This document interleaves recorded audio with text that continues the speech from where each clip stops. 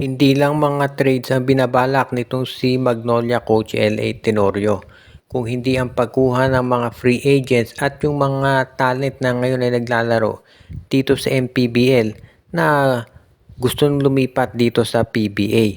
Kabilang na dito sa nakikita natin na posibleng makuha ng barangay o ng Magnolia Chicken Templados ay itong si Nick Demosis.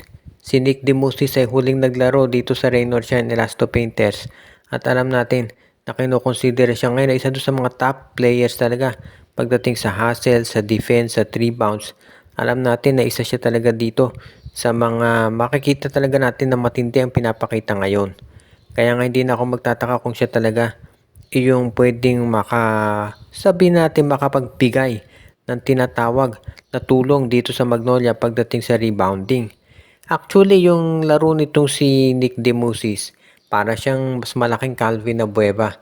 Medyo limited lamang yung offensive skills niya pero marami namang scorer sa Magnolia.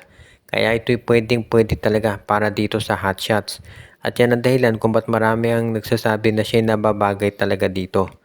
Kung sakasakali nga na matuloy yung paglipat nitong si Nick Demusis dito sa Magnolia Chicken Templados, ang ganda niyan talaga.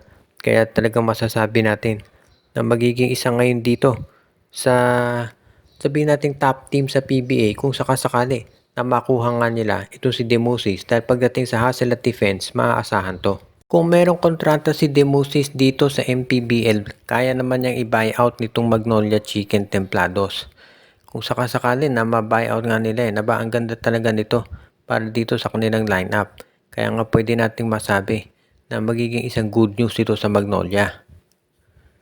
Bukod dito sa Magnolia Chicken Templados, ang isa pa nating nakikita na pwedeng magbago ngayon dito ay itong Northport Batang Pier at baka gumawa sila ng trade kasama itong TNT Tropang Giga. Baka daw ang mangyari itong si Joshua Monson dali na ng Northport dito sa TNT Tropang Giga at baka ang maging kapalit nito ay si Barkley Ebonia at malay natin baka meron pang ibang isamang player si Henry Galinato.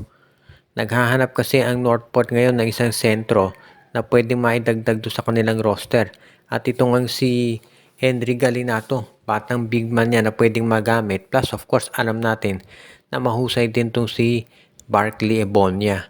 Ang TNT Tropang Giga naman, obviously kung bakit kaya nila gustong makuha si Joshua Monson dahil ito isang magaling na defensive player at meron pa tong scoring.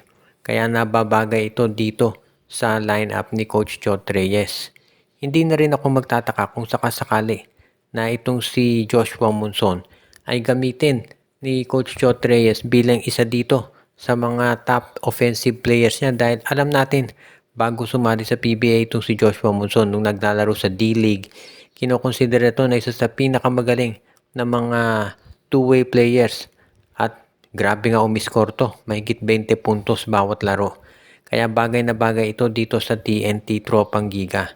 At yan din ang dahilan kung ba't marami nagsasabi na ito'y kapag napunta sa TNT, lalong magiging malakas yung koponan ni Coach Chot Reyes at mabibigyan nila ng panibagong puwersa itong Tropang Giga lalo na pagdating dito sa tinatawag natin na sabihin natin pagbabago ng kanilang approach dahil syempre kinakailangan yan para ma-achieve yung kanilang kagustuhan na maka-Grand Slam dito sa darating na season.